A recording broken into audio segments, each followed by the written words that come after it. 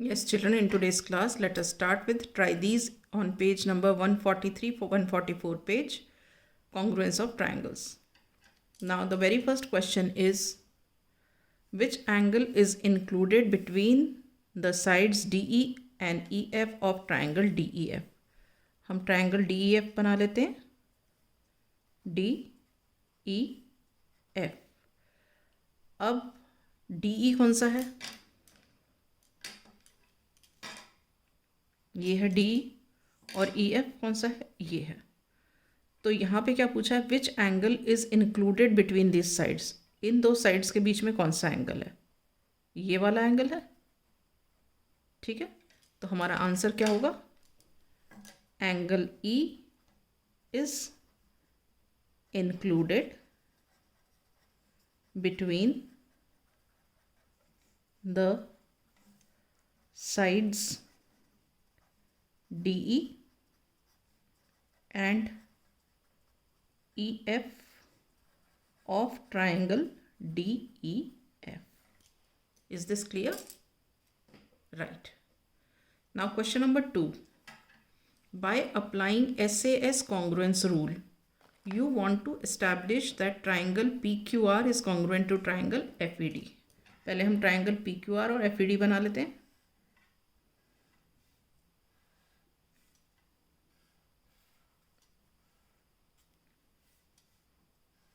मेरे थोड़े कॉन्ग्रुएंट कम बने हैं, आप एज्यूम कर लेना कि ये दोनों कॉन्ग्रुएंट है.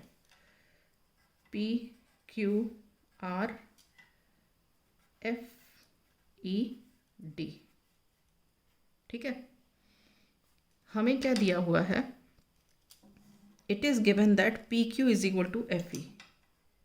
PQ is equal to FE. ठीक है, और हमें क्या दिया है? RP is equal to DF. RP is equal to DF. ठीक है, what additional information is needed to establish the congruence? कौन सी congruence? SAS. हमें SAS congruence establish करने के लिए हमें तीसरी कंडीशन क्या चाहिए? given PQ is equal to FE and RP equal to DF. ठीक है, तो the additional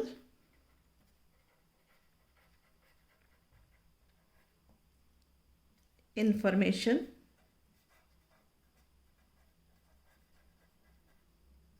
needed to establish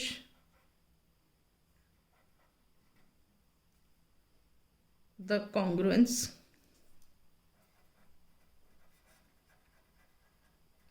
is, बताओ क्या है?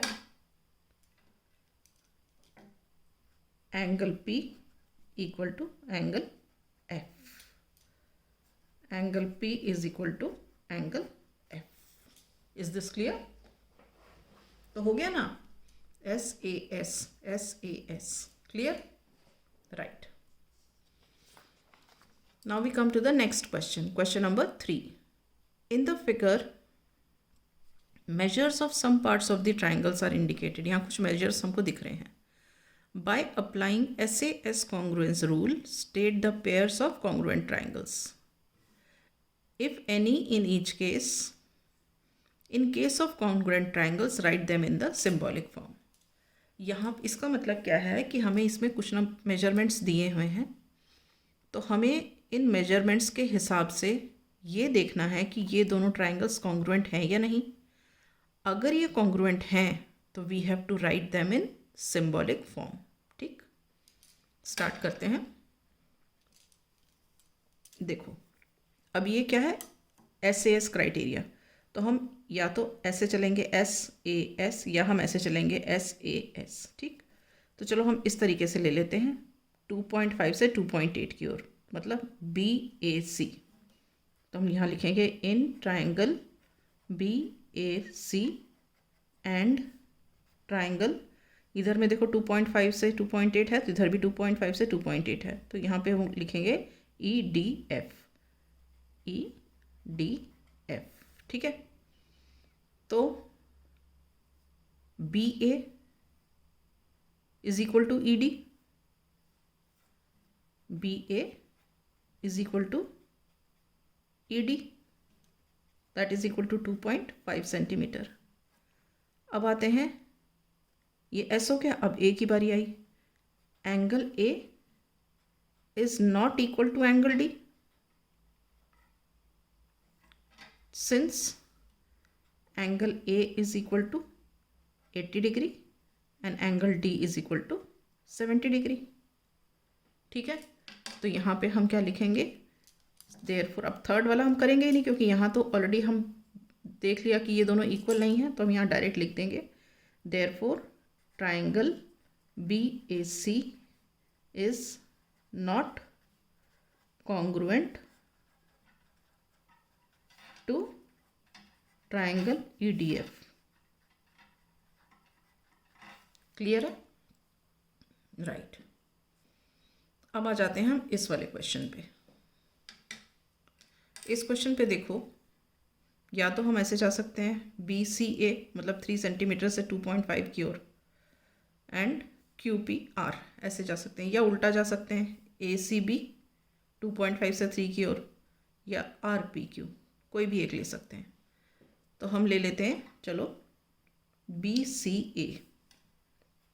इन ट्राइंगल BCA, अब BCA लिया मतलब 3 से 2.5 की ओर, तो यहाँ पे हम क्या लिखेंगे QPR एंड ट्राइंगल QPR. ठीक है, तो यहाँ देखो क्या क्या दिया है. BC इज इक्वल टू, यहाँ देखो BC equal to QP, sequence ठीक लिखना है, इक्वल टू 3 सेंटीमीटर. ठीक है, अब CA बाद में आएगा. फिर अब एंगल देखेंगे, क्योंकि ऐसे ऐसे ना, तो angle C is equal to angle P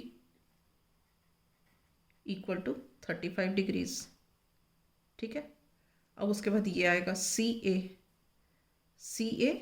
equal to PR, CA equal to PR कितना है 2.5 सेंटीमीटर्स. ठीक है, तो हम अब क्या कंक्लूड करते हैं, therefore triangle BCA is congruent to triangle QPR by SAS congruence criteria.